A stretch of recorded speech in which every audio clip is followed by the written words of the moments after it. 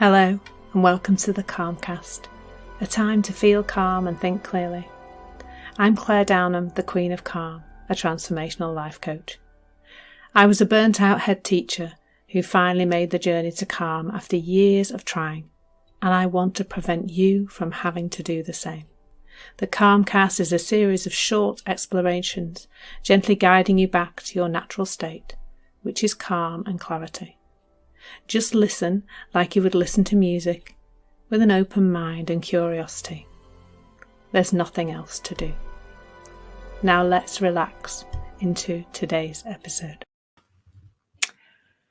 So today's exploration is around the word fulfilment. And I've had some time just contemplating that word. I do spend time contemplating words these days, because there's so much held in language, isn't there? And what we say about things, that the meaning we give those words. And when I was considering the word fulfillment, and I think it's prominent at the moment because people will be seeking that in 2022, won't they?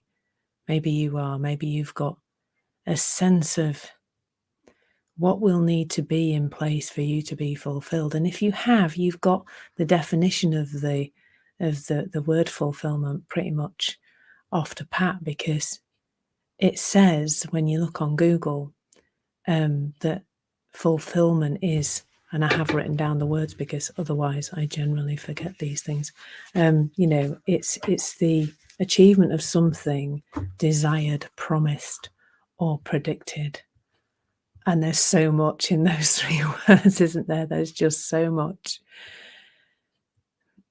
I think there is something really fun about having desires. I'm not suggesting for 1 minute that you shouldn't have any. But there's something about the weight of them, and I spoke about this recently when I was speaking about goals.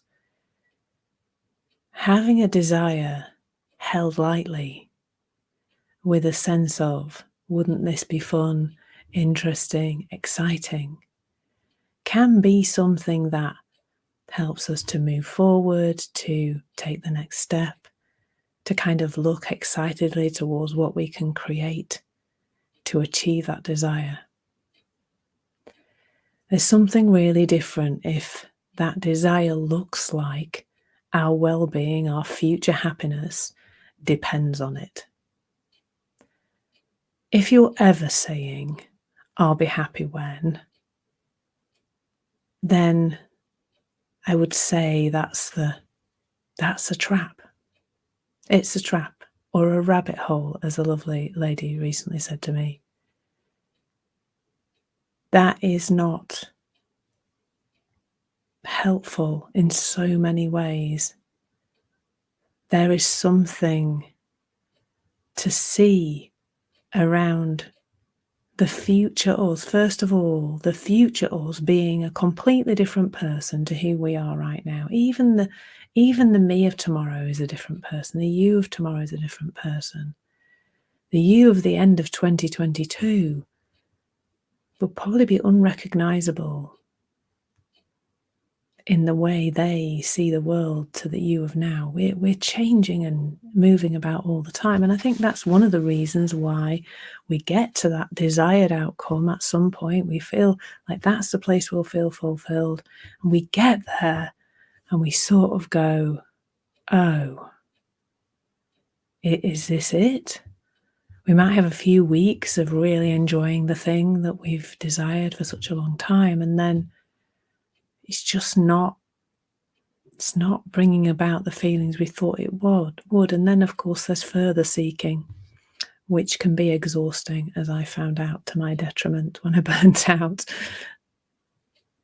So that first word, desire, hold them lightly. Just hold them lightly. Don't grasp onto them as if your life depends on them, because it doesn't. So that's the first part of considering fulfillment. The next word is promised. I mean, hands up anybody in the room, or let me know if you've ever promised something and not managed to make it happen.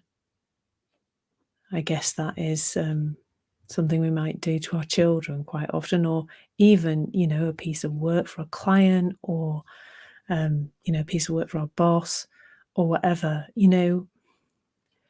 We can say, I'll do my best to make that happen. But when we promise, that feels like, I know it's my thinking about the word promised, but it feels heavier than I'll do my best to get that done. You've given me a deadline, or you something promised to yourself, but just having, again, there's something about just removing a little bit of the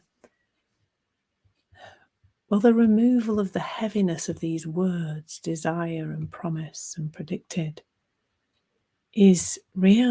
comes from the realization that it's all a load of rubbish, the future. Not that the future itself will be rubbish, but the idea that we can make it happen and force it and can have any idea of the future. I mean, who'd have known 2 years ago what we'd be about to step into? We hadn't a clue, had we? And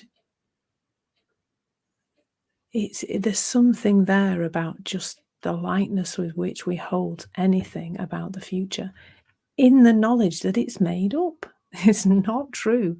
It's not true. It's an idea, it's a fantasy, it's a dream, or a nightmare, depending which way you're looking at it. And so, of course, then the word predicted, which I'm already speaking to now, really. If we all just stopped predicting, that would be interesting, wouldn't it? Like in my world right now in the UK, there's a lot of predicting going on. And that predicting is bringing about a lot of fear for people, that they won't be allowed to see their loved ones at Christmas, or, or the new year will start with another new restriction in how we can live our lives right now. But whether we are predicting something doom and gloom, or whether we're predicting something in the future that we think should happen for us to be okay, either way, it's made up. A few days ago, I recorded something about crystal ball. And it is mildly amusing to think that we would go to the fairground and we would spend time with the lady with the crystal ball, and we'd have a laugh about it, what she told us that was in the crystal ball. We'd just go, oh yeah, it's interesting, it's funny, isn't it? But we wouldn't take it too seriously. And yet the dialogue that's going across our heads all the time is exactly the same. It's just a great big crystal ball in your head. And maybe fulfillment, let's go back to that word, maybe fulfillment doesn't need to come from anything in the future. Maybe, when you make a nice cup of tea and enjoy sitting and drinking it, there could be fulfillment. Maybe you could feel fulfilled just because in the moment, you've caught a beautiful sunset and managed to photograph it. Or the other night I was photographing the full moon. Stunning. And that, I felt fulfilled in that moment, I think. Didn't need to be anything else there. And this is not suggesting that you should downgrade your life to just seeking sunsets and full moons. But maybe each moment has the potential for feeling fulfilled, for getting something out of that moment. Maybe that potential is always there, always. Well, I don't think it's maybe, I think it is. It's always possible for us to feel fulfilled. As I said, if you're saying to yourself, I cannot be fulfilled, I cannot be okay until X, Y, and Z are in place, or even just X, then I guess you're missing the moments of fulfillment that could be happening right now. as with everything, the moments of gratitude, the moments of love, the moments of wisdom can only really happen right now. And wherever we're seeking it sometime in the future, we're missing the right now, because that is the only reality. Thank you so much for listening. There's nothing to do now but bring some awareness to how this is working out in your life. Listen regularly to experience longer and longer periods of calm. This has been the Calmcast with Claire Downham, Queen of Calm. Take care and keep listening.